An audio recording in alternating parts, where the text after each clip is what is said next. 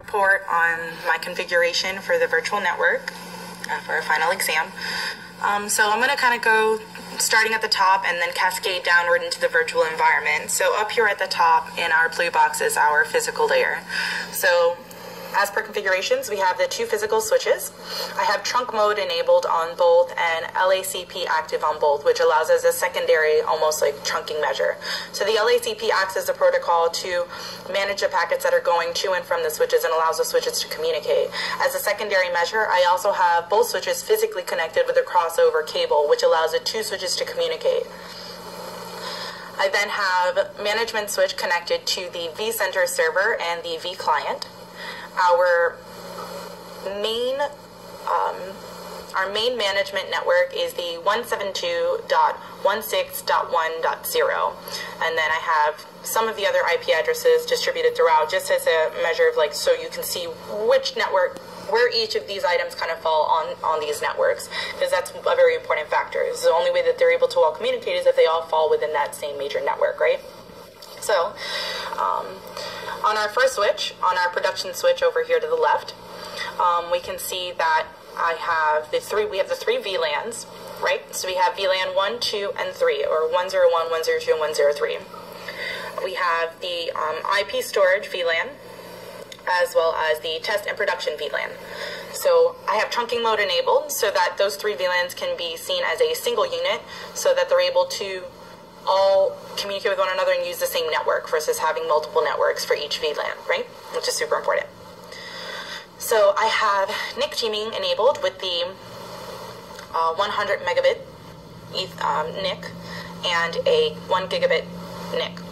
The reason for this is that since this one is going to primarily be working just with the virtual machines and focusing on those port groups, I feel like having the 1 gigabit and then a smaller NIC is okay to be able to distribute the needs for that, because since we're dealing with a limited amount of NICs, it's super important that the two of the larger NICs are used for the VM kernel ports, which are going to be important for management purposes, for implementing the vMotion, and also having access to the storage, which is our SAN server, which is going to play a vital role, right, with everything else.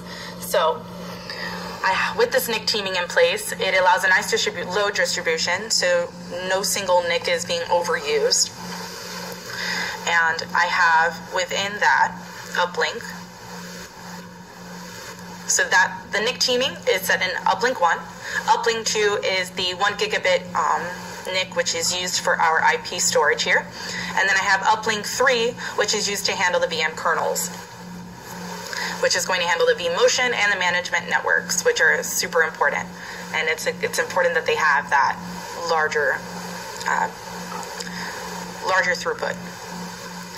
So cascading down, working from the NIC teaming, I have our first port group, which is our production port group, which has VM 1, 2, and 3. VM 3 is the front end and the network address translator for VM 1 and 2, which are acting as web servers. So in which case, I have the 1 vNIC for VM 1, 1 vNIC for VM 2, and one of the VM NICs from VM 3 all combined on this single port group. I then also have one of the NICs from VM 3 that are just added onto the distributed switch, not within a port group, so that it's still able to access items within the distributed switch.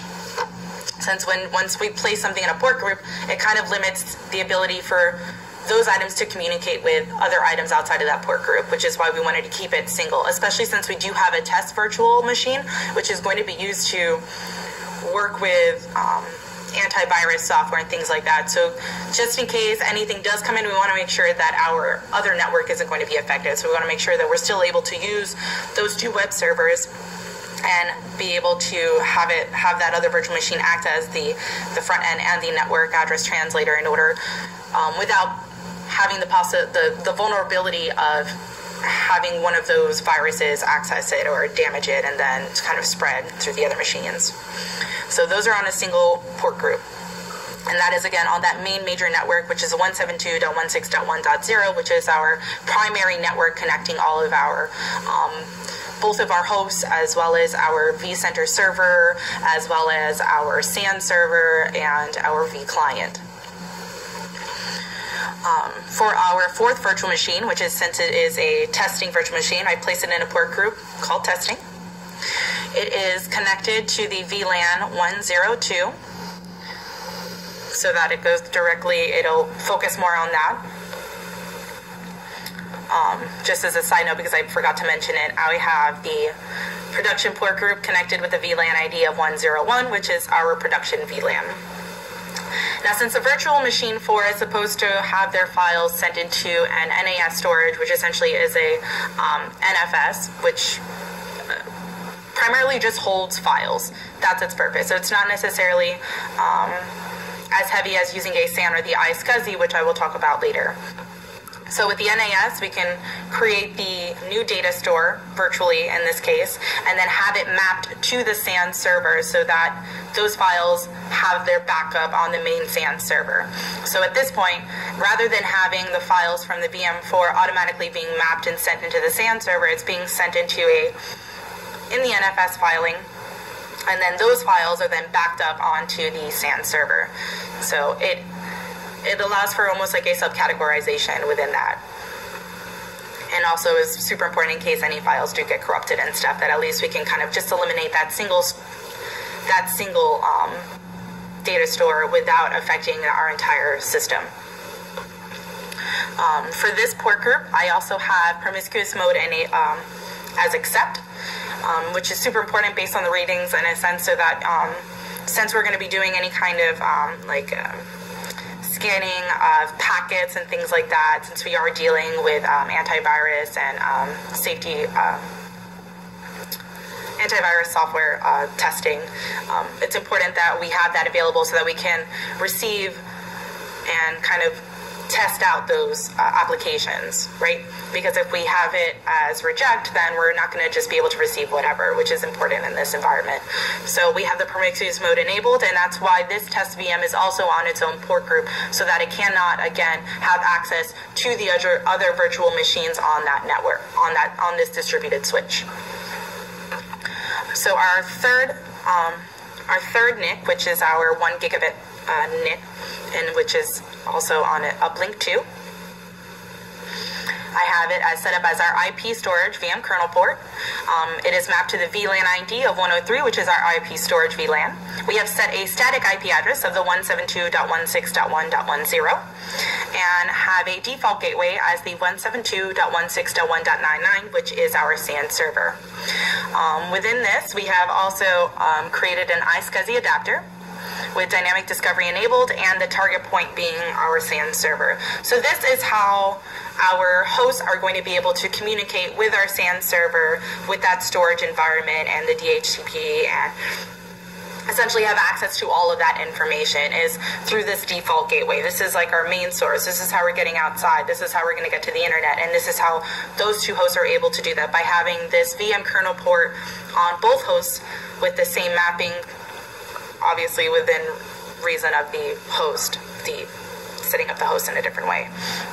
But this VM kernel port is going to act as the entry point to the internet, to the SAN server, to that storage environment, which is going to create that shared storage, which is going to allow us to enable the use of the vMotion, to enable the use of the fault tolerance, which is important in the case if one of our hosts goes down or we have an issue. We're able to migrate those, set it up so that our virtual machines can then start up on our second host without losing too much downtime within our network. So that's set up in that way. On our second physical switch, I have the 1 gigabit NIC, our last one, in an uplink port. And this uplink port is then used to create a vMotion VM kernel port and our management VM kernel port. And since we're dealing with a limited amount of NICs at this point, I'm kind of consolidating, even though it is not best practice to do so, I'm kind of consolidating some of our some of our policies here. So in most of the readings, it indicates that having a fault tolerance, a vMotion, and a management, it is important. It's best practice to have 3 separate VM kernel ports, but since we're dealing with a limited amount of NICs and we want to distribute it evenly enough and not put everything on put too much on a single load, I've decided to consolidate it where I have the vMotion VM kernel port, the management VM kernel port, and within those ports having more policies enabled on it than perhaps you would normally do so. So for the vMotion VM kernel port, I have the gateway listed as the 172.16.1.99. So again, it's kind of going through that shared data store, which is going to allow us to communicate. However, I have it mapped to a subnet, more so based on, since this is kind of what we've been working with throughout all of our labs, that we're using a subnet of the main network to handle the vMotion traffic. So I have it mapped to a subnet of a static IP address with the 172.16.2.0. And then for each of the hosts, I have their IP addresses respectively as the 172.16.20.51 for the first, which, as if you see down here within our cluster, those are the addresses that are associated with each of them. So the static IP address for the vMotion on the ESXi1 host would be the 172.16.20.51, and then vice versa for ESXi host 2.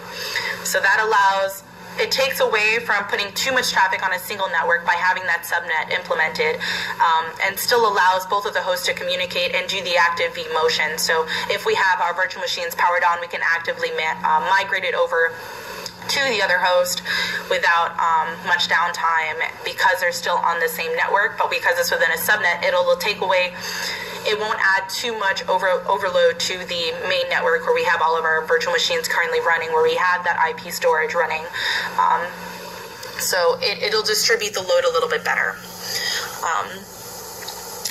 So that is set up in that way. And since vMotion tends to handle a lot of work, I didn't want to put too much on there, so that the vMotion is just handling the vMotion traffic. So for the management network, for the management VM kernel, I have that set up with where it is handling management and fault tolerance logging, so that it is able to so that we can implement the fault tolerance on our virtual machines. So in regards to the vSphere high availability, I have high availability enabled on our main server. So in order for high availability to take place, as we've used in the past, is that both of our hosts need to fall in the same cluster, correct? So I have ESXi host 1 and 2 all within the same cluster, within that same